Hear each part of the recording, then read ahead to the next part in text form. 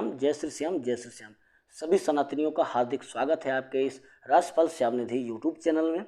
हम बता दें आपको कि जीवन संघर्ष, दुख और उनको शालीनता से काट के आगे बढ़ने का नाम है। और हम बात कर रहे हैं आज जिस राशि की, उस राशि के जो जातक हैं वो इसमें काफ़ी माहिर हैं।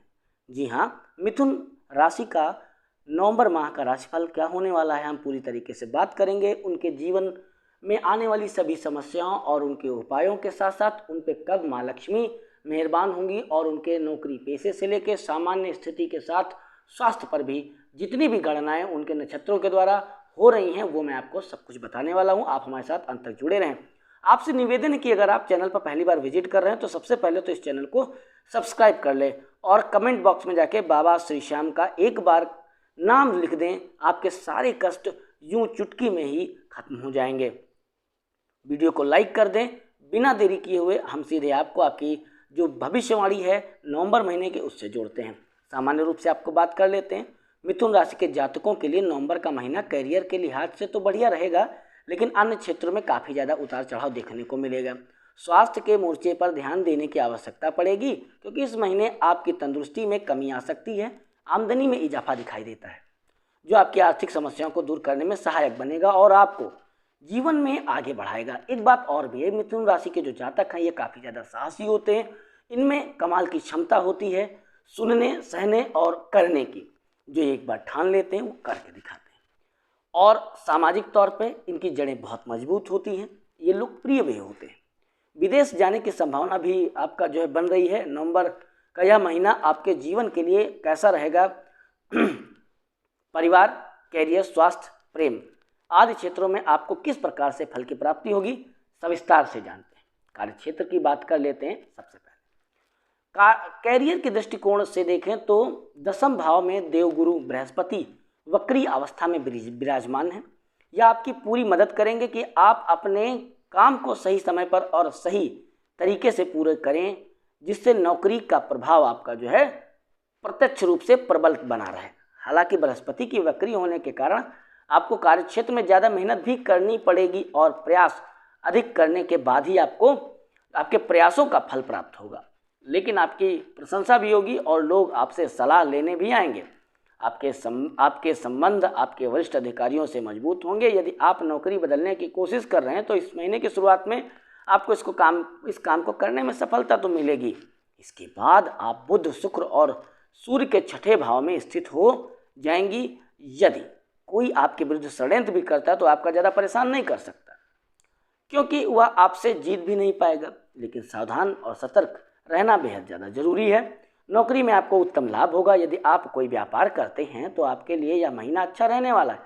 सप्तम भाव के स्वामी गुरु बृहस्पति कुंडली के दसम भाव में विराजमान रहकर आपको अपने व्यापार को आगे बढ़ाने के लिए प्रोत्साहित करते रहेंगे। आपका मन करेगा कि अपने व्यापार में वृद्धि करने का, उसके लिए आप जो है काफ़ी प्रयास भी करेंगे। आपको कुछ जो है गणमान्य लोगों का सहयोग भी मिलेगा जो आपके व्यापार को आगे बढ़ाने में मदद करेगा। प्रथम भाव से सप्तम भाव पर दृष्टिकोण के कारण व्यापार में कुछ भी हो सकता है, लेकिन आपको सावधानी से बाहर निकलने की कोशिश करनी चाहिए, तभी आप व्यापार के सिलसिले में अच्छे परिणाम प्राप्त कर सकते हैं। 13 तारीख को वक्रीय मंगल वृषभ राशि में गोचर कर जाएंगे और द्वादश भाव से सप्तम भाव को देखेंगे। यह स्थिति विदेशी माध्यमों से या दूर राज्यों से आपके व्यापार में लाभ की स्थिति को दर्शाती है।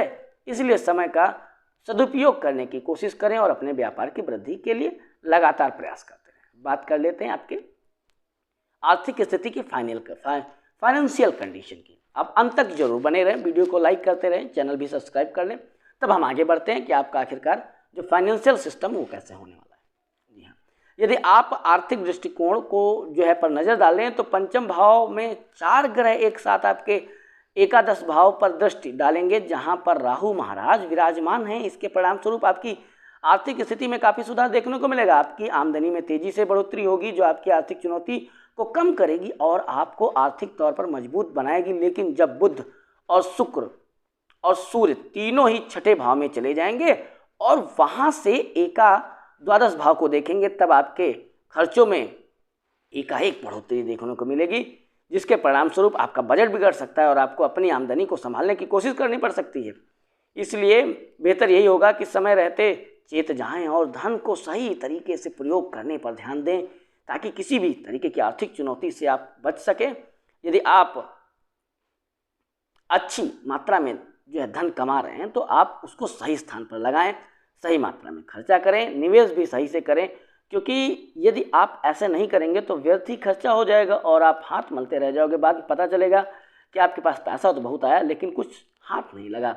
स्वास्थ्य की बात कर लेते हैं। यदि आपके स्वास्थ्य की बात की जाए तो आपके राशि स्वामी पंचम भाव में विराजमान रहेंगे, लेकिन 13 तारीख को वह आपके छठे भाव में प्रवेश कर जाएंगे, जिसके परिणाम स्वरूप स्वास्थ्य संबंधित परेशानी आपको बढ़ेंगी। शुक्र और सूर्य भी उनके साथ छठे भाव में आ जाएंगे तथा मंगल की वक्री अवस्था में आपकी राशि से निकलकर वृषभ राशि में चले जाएंगे और वहां से छठे भाव पर पूर्ण दृष्टि डालेंगे, जिससे स्वास्थ्य बिगड़ने की पूरी संभावना बनी है। इसलिए आपका अपना ध्यान रखना होगा, अपने खाने पीने की आदतों को सुधार करनी होगी। आपको स्किन एलर्जी, आँखों के नीचे गहरे गड्ढे, काले या फिर आँखों से पानी निकलना, महिलाओं को मासिक के समय होने वाली समस्याएं परेशान कर सकती हैं।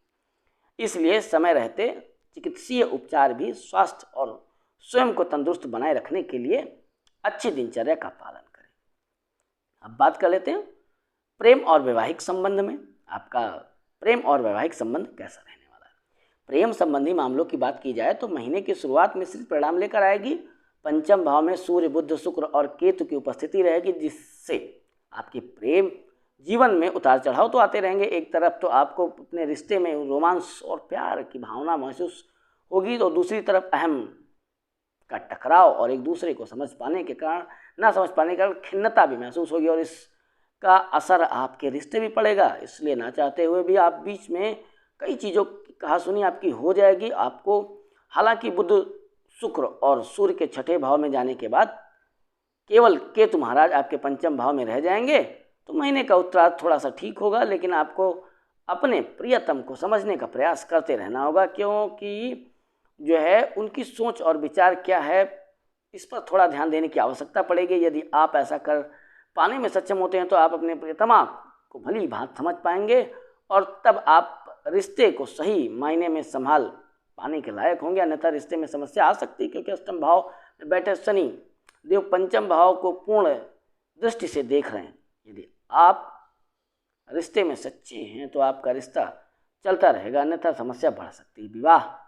विवाहित जातकों की बात करें तो सप्तम भाव पर महीने की शुरुआत में वक्री मंगल की सप्तम दृष्टि के कारण दाम्पत्य जीवन में तनाव रखेगा और जीवन साथी से आपकी गर्मा गर्म झड़प भी हो सकती है, क्योंकि आपके मन में भी क्रोध की भावना हिलोरे मारेंगी, जिसकी वजह से एक दूसरे पर आरोप प्रत्यारोप लगाते जाएंगे, जिसके कारण दाम्पत्य जीवन में तनाव बढ़ेगा। आपको किसी भी तरह के इस माहौल को रोकने की कोशिश करनी चाहिए, क्योंकि इसके परिणाम स्वरूप आपके रिश्तों में जो है खलिलता बढ़ सकती है। महीने के उत्तरार्ध में मंगल महाराज की वक्री अवस्था में आपके बारे में घर में चले जा रहे जो भी आपके आपसी संबंध हैं, जो कहानियां हैं बढ़ रही हैं, वो सब एक प्रबलता का रूप ले लेंगी। लेकिन शुक्र और बुध के छठे भाव में आ जाने के कारण आपके दिल में थोड़ी सी खुशी भी होगी और अब जीवन साथी के साथ खरीदारी भी करने जा सकते हैं, जिसकी बदौलत रिश्ते में धीरे धीरे सामान्यता दिखाई देगी और फिर प्यार और स्नेह बढ़ जाएगा। परिवार की बात कर लेते हैं कि आखिरकार पारिवारिक स्थिति आपकी क्या होने वाली है। यदि आपके पारिवारिक जीवन की बात करें तो अष्टम भाव में बैठे शनि महाराज की पूरी दृष्टि आपके दूसरे भाव पर रहेगी तथा दसम भाव में बैठकर देव गुरु बृहस्पति भी दूसरे भाव को देखकर, जिसके परिणाम स्वरूप आपके कुटुंब में कुछ उतार चढ़ाव तो होते रहेंगे, लेकिन फिर भी स्थिति नियंत्रण में रहेगी और कोई भी बड़ी समस्या नहीं दिखाई देती। अब बात करते हैं आगे की। बस आपको अपने व्यवहार और मधुर वाणी की आवश्यकता है, जिससे आप अपनों पर विश्वास कर सकें और उनको अपने आप पर विश्वास दिला सकें और उनका आप समर्थन पा सकें। चतुर्थ भाव पर जो देव गुरु बृहस्पति की कृपा होने से पारिवारिक सदस्यों में प्रेम की भावना तो रहेगी और घर के बड़े सदस्य भी सबका मार्गदर्शन करते नजर आएंगे। घर में एकरूपता रहेगी। हालांकि प्रथम भाव में बैठे वक्रीय मंगल चतुर्थ भाव को देखेंगे, जिससे संपत्ति से संबंधित कामों में सफलता मिल सकती और कोई पारिवारिक संपत्ति खरीदने में सफलता मिल सकती। तीसरे भाव के स्वामी सूर्य के पंचम भाव में विराजमान होने से आप को भाई बहनों से अच्छा सहयोग मिलेगा। वे आपके कामों में आपकी मदद करेंगे। हालांकि किसी बात पर आपके बीच कुछ कहासुनी हो सकती है, लेकिन फिर भी सब कुछ ठीक हो जाएगा। उपाय हम बता देते हैं कि आपको उपाय क्या क्या करने। उपाय मैंने बताया गया उपायों को ध्यान से सुने और इनको कर लेंगे तो आप सभी कष्टों से आपको छुटकारा मिल जाएगा। आपको बुधवार के दिन गौ माता को हरा चारा खिलाना चाहिए। शुक्रवार के दिन वैभव लक्ष्मी माता का व्रत रखना आपके लिए बहुत ही ज़्यादा उत्तम है। शनिवार के दिन सरसों के तेल का दान करना लाभदायक रहेगा। बुधवार के दिन पक्षियों के जोड़ों को आज़ाद कराएं और उन्हें खाने के लिए दाने डालें। ये आपके उपाय हैं। आप हमारे साथ अंत तक जुड़े रहे। आप सभी का बहुत बहुत धन्यवाद। बाबा श्री श्याम से आप निवेदन है कि आप सभी को अच्छी सेहत के साथ साथ सुख समृद्धि भी बनाए रखें। आप सभी बिना चैनल को सब्सक्राइब किए बिल्कुल भी ना छोड़ें। एक बार पुनः आप सभी का धन्यवाद। नमस्कार। जय श्री श्याम, जय श्री श्याम, जय श्री श्याम।